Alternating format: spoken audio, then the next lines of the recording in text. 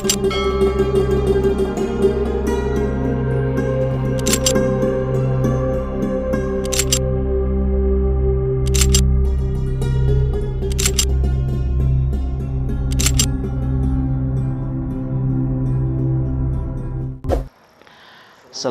warahmatullahi wabarakatuh.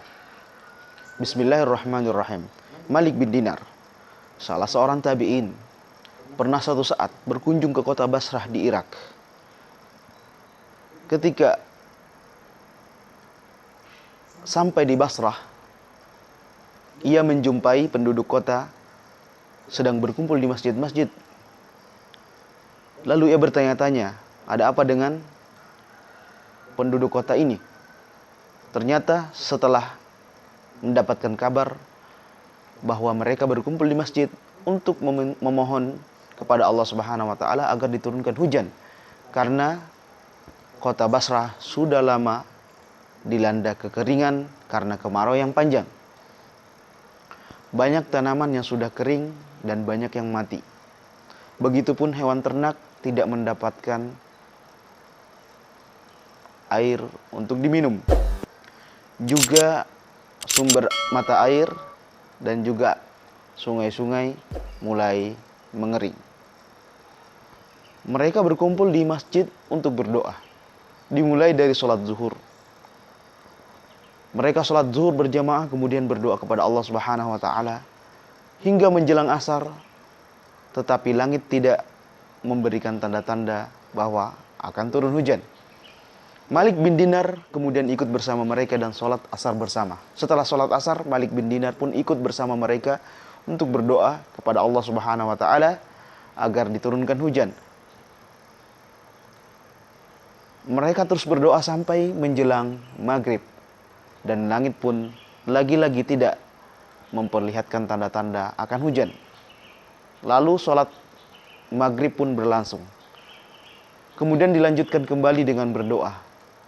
Sampai sholat isya mereka pun tetap berdoa, dan setelah sholat isya mereka kembali masing-masing ke rumah, sedang langit tidak memberikan tanda-tanda bahwa hujan akan turun. Malik bin Dinar tidak ikut bersama mereka untuk pulang karena Malik bin Dinar adalah seorang musafir dan dia belum mendapatkan tempat untuk bermalam. Malik bin Dinar tetap berada di dalam masjid dan tetap berzikir dan berdoa kepada Allah Subhanahu wa taala. Tidak lama kemudian datang seorang yang berkulit hitam. Hidungnya pesek dan perutnya gendut atau perutnya buncit. Dia memakai dua helai pakaian, satu untuk bawahan dan satu lagi untuk atasan yang diselendangkan. Lalu orang tersebut diperhatikan oleh Malik bin Dinar. Orang ini siapa?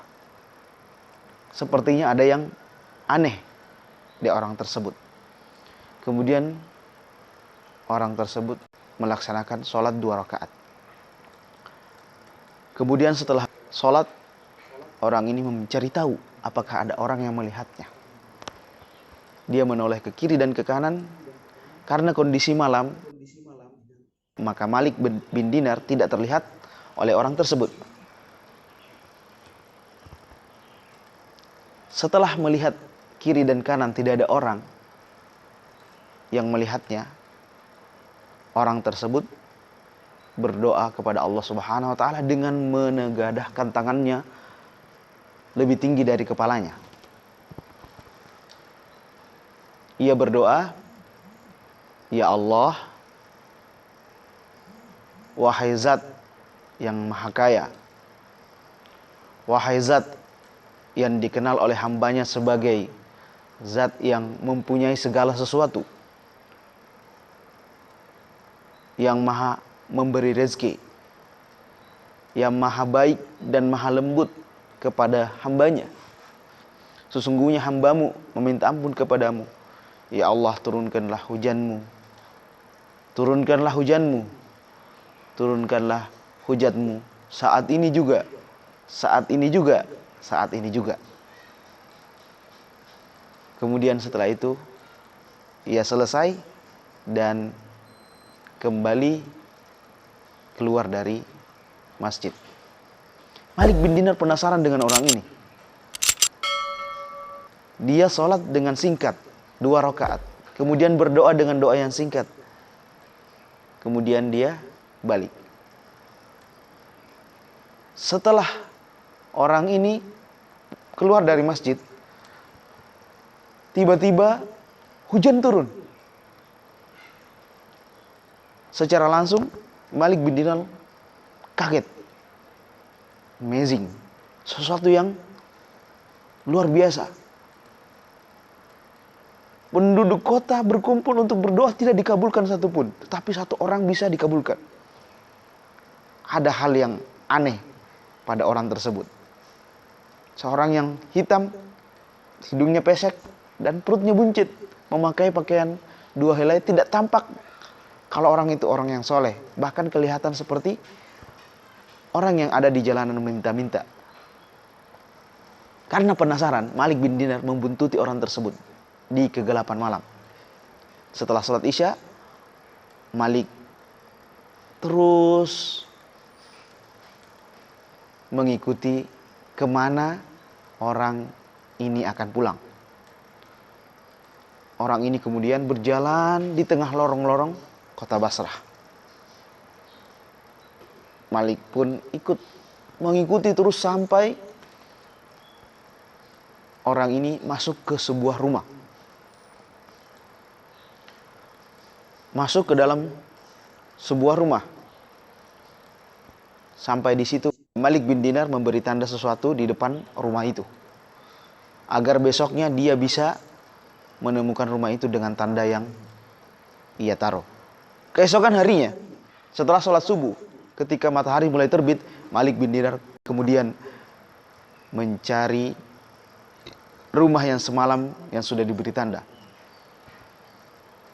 Ia kemudian masuk ke lorong-lorong Basrah, kota Basrah, dan menemukan rumah tersebut.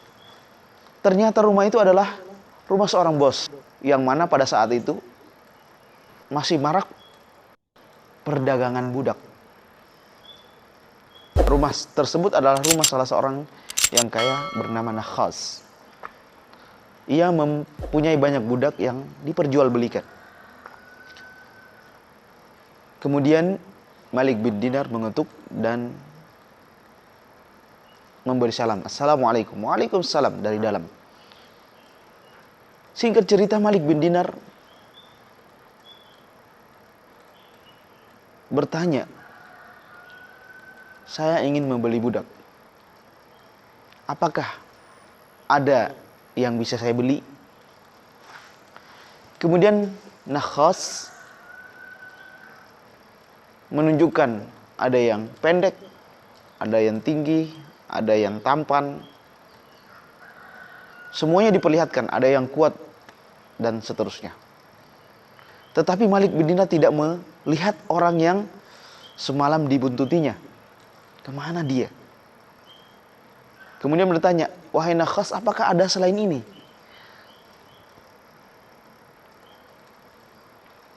Dia menjawab, tidak ada lagi. Tidak ada lagi. Malik bin Dinar pun putus asa. Jangan-jangan saya salah rumah, atau saya salah orang. Kemudian ia pamit untuk pulang. Setelah beberapa langkah keluar dari rumah, ia melihat sebuah gubuk di samping rumah tersebut dan bertanya, wahai Nakhas, ini gubuk punya siapa? Apakah di dalamnya ada seseorang yang bisa saya beli? Kemudian Nakhas mengatakan, iya, di dalamnya ada seorang budak, tapi itu tidak layak, sangat tidak layak untuk engkau. Saya khawatir kamu nanti akan komplain kepada saya dan kamu akan menyebarkan isu bahwa saya menjual budak yang tidak layak. Malik bin Dinar, boleh saya lihat dulu? Kata Nakhas, silahkan. Kemudian dia memerintahkan budak terus keluar. Dan ternyata benar, orang itulah yang dia cari, dan orang itulah yang berdoa semalam dikabulkan oleh Allah Subhanahu wa taala. Tanpa tawar-menawar, Malik bin Dinar langsung berkata, saya akan beli dia. Nah, khas seorang penjual ini tetap bersikukuh untuk tidak mau menjualnya. Kenapa? Karena takut akan tersebar isu bahwa dia menjual orang yang tidak layak. Tetapi karena Malik bin Dinar tetap terus membujuk agar orang tersebut ikut kepadanya, akhirnya dia diberi harga yang sangat murah. Setelah selesai transaksi, orang tersebut kemudian ikut bersama Malik bin Dinar. Singkat cerita,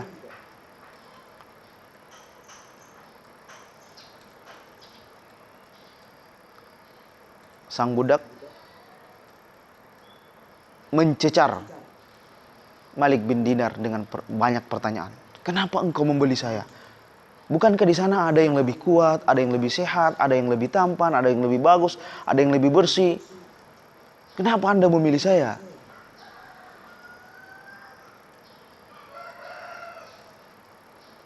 Lalu Malik bin Dinar berkata, saya melihatmu kemarin berdoa. Orang-orang sudah berkumpul di masjid untuk berdoa dari zuhur sampai asar, asar sampai maghrib, maghrib sampai isya, mereka semuanya berdoa, berkumpul di masjid. Tidak ada satupun di antara mereka yang dikabulkan doanya. Sedang engkau masuk, hanya sholat 2 rakaat yang singkat dan berdoa, tiba-tiba Allah mengabulkan doamu. Sang budak pun terus menyembunyikan itu. Mungkin Tuhan salah orang. Apa buktinya kalau saya yang Anda maksud? Bisa jadi orang lain. Bisa jadi teman-teman saya yang ada di sana. Kata Malik bin Dinar, bukan. Saya yakin betul engkau yang semalam berdoa. Sang budak pun tetap bersikukuh, bukan saya. Itu bukan saya. Bisa jadi Anda salah lihat. Kata Malik bin Dinar, saya yakin betul kamu yang berdoa. Setelah itu budak ini pergi, berpaling dari Malik bin Dinar. Ia tetap tinggal bersamanya, tetapi tidak mau lagi bertemu atau berpapasan muka. Walaupun ia tinggal bersamanya, tetapi budak ini selalu menghindar. Ternyata budak ini merasa bersalah karena tuannya mengetahui apa yang dilakukannya. Setelah ketahuan oleh Malik bin Dinar dengan doa makbulnya, budak ini kemudian terus tinggal di dalam kamarnya. Dia sholat, berdoa, sujud kepada Allah Subhanahu wa taala dan malu untuk keluar. Akhirnya Malik bin Dinar mencoba mengendus, mencoba untuk mencari tahu apa yang dia baca ketika dia berdoa kepada Allah Subhanahu wa taala. Di saat sujudnya terlalu lama, Malik bin Dinar mencoba untuk mendekati. Ketika budak tersebut sujud, Malik bin Dinar mencoba untuk mendekati dan mendengarkan apa yang diucapkan ketika sujud. Ternyata doanya adalah, ya Allah yang maha mengetahui segala sesuatu, sesungguhnya rahasiaku sudah terbongkar. sesungguhnya amalku sudah terlihat oleh orang lain. Sesungguhnya ibadahku sudah ketahuan oleh Tuanku. Ya Allah yang maha mengetahui segala rahasia. Rahasia ini sudah terbongkar. Dan saya sudah tidak sanggup lagi untuk hidup setelah rahasia ini diketahui oleh banyak orang. Maka aku serahkan hidupku kepadamu ya Allah. Karena tidak ada lagi tempatku untuk menyembunyikan rahasia kecuali Engkau kehendaki. Orang tersebut dicabut ruhnya oleh Allah Subhanahu wa taala setelah kepergian budak tersebut. Kesedihan yang sangat dalam dirasakan oleh Malik bin Dinar, orang yang sangat ikhlas, yang baik, yang ibadahnya taat kepada Allah Subhanahu wa taala, sudah diambil kembali oleh Allah Subhanahu wa taala. Pesan dari kisah tersebut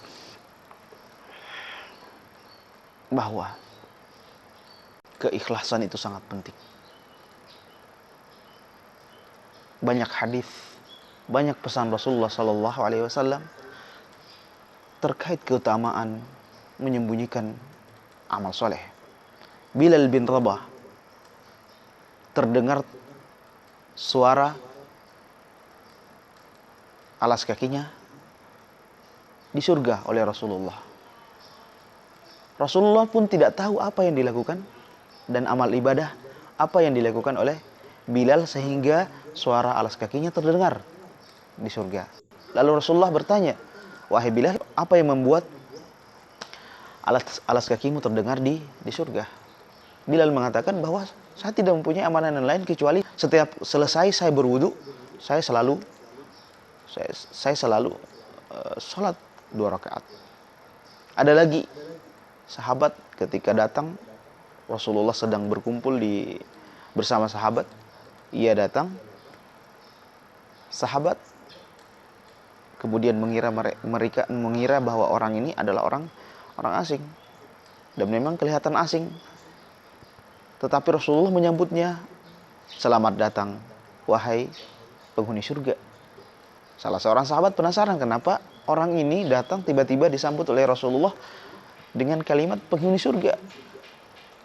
Lalu dicari tahu, ternyata orang ini biasa saja. Ya, sholat 5 waktu, sama dengan sahabat yang lain, tidak ada yang spesial. Ternyata setelah ditanyakan langsung, orang ini hanya mempunyai satu amalan yang tidak diketahui oleh orang lain, yaitu dia selalu setiap malam sebelum dia istirahat, dia selalu memaafkan orang lain, memaafkan orang yang menyakitinya. Jadi amalan-amalan yang sifatnya tersembunyi, yang tidak diketahui oleh orang lain, bahkan tidak diketahui oleh orang terdekat, itu mempunyai bobot yang sangat besar di sisi Allah Subhanahu wa taala, karena itulah keikhlasan yang sejati.